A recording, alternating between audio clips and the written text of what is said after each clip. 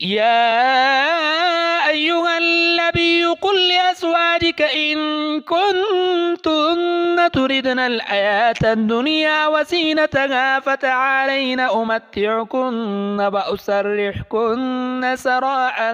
جميلا. وإن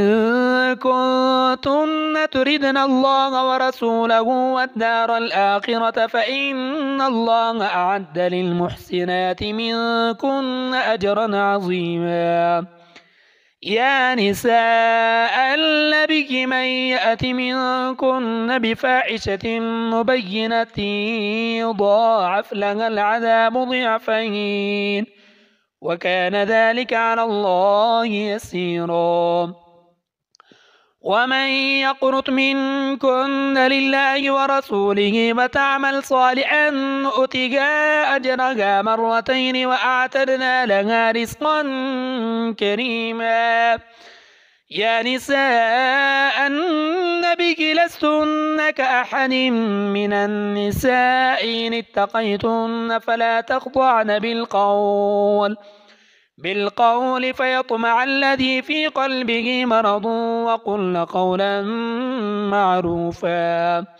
وقرن في بيوتكن ولا تبرجن تبرج الجاهلية الأولى وأقمن الصلاة وآتينا الزكاة وأطعنا الله ورسوله إنما يريد الله ليذهب عنكم الرجس أهل البيت ويطهركم تطهيرا. واذكرن ما يتلى في بيوتكن من آيات الله والحكمة إن الله كان لطيفا خبيرا.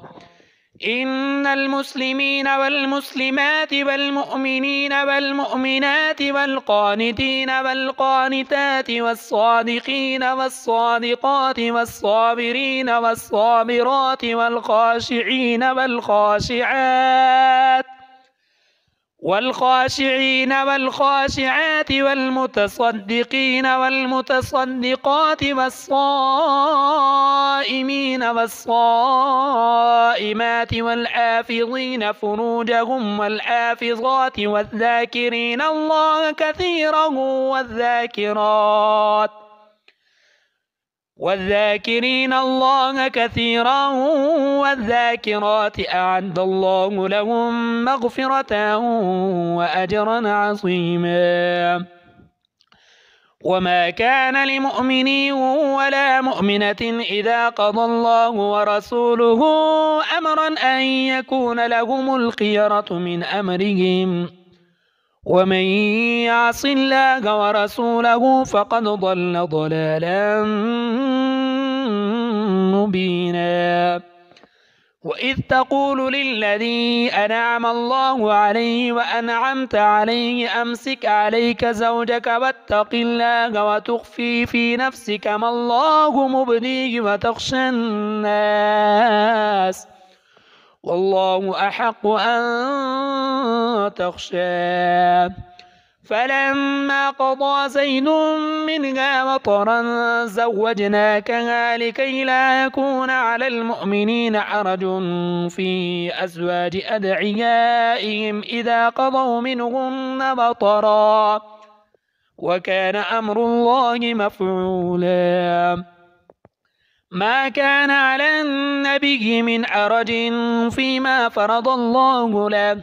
سنة الله في الذين خلوا من قبل وكان أمر الله قدرا مقدورا. الذين يبلغون رسالات الله ويخشونه ولا يخشون أحدا إلا الله وكفى بالله حسيبا. ما كان محمد أبا أحد من رجالكم ولكن رسول الله وخاتم النبيين وكان الله بكل شيء عليما. يا أيها الذين آمنوا اذكروا الله ذكرا كثيرا وسبحوه بكرة وأصيلا هو الذي يصلي عليكم وملائكته ليخرجكم من الظلمات إلى النور وكان بالمؤمنين رحيما تحيتهم يوم يلقونه سلام وأعد لهم أجرا كريما يا أيها النبي إنا أرسلناك شاهدا ومبشرا ونذيرا وداعيا إلى الله بإذنه وسراجا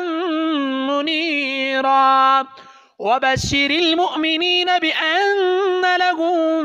من الله فضلا كبيرا ولا تطع الكافرين والمنافقين ودع أذاهم وتوكل على الله وكفى بالله وكيلا يا أيها الذين آمنوا إذا نكحتم المؤمنات ثم طلقتموهن من قبل أن تمسوهن فما لكم عليهن من عدة تعتدونها فمتعوهن وسرحوهن سراحا جميلا يا أيها النبي إلا أحللنا لك أزواجك اللاتي آتيت أجورهن وما ملكت يمينك مما أفاء الله عليك وبنات عمك وبنات عماتك وبنات خالك وبنات خالاتك اللاتي هاجرن معك وامرأة مؤمنة إن وهبت نفسها للنبي إن أراد النبي أن يستنكحها خالصة لك من دون المؤمنين قد علمنا ما فرضنا عليهم في أزواجهم وما ملكت أيمانهم لكي لا يكون عليك حرج وكان الله غفورا رحيما ترجي من تشاء منهن وتؤوي إليك من تشاء ومن ابتغيت ممن عزلت فلا جناح عليك ذلك أدنى أن تقر أعينهن ولا يحزن ويرضين بما آتيتهن كلهن والله يعلم ما في قلوبكم وكان الله عليما حليما لا يحل لك النساء من بعد ولا أن تبدل بهن من أزواج ولو أعجبك حسنهن إلا ما ملكت يمينك وكان الله على كل شيء رقيبا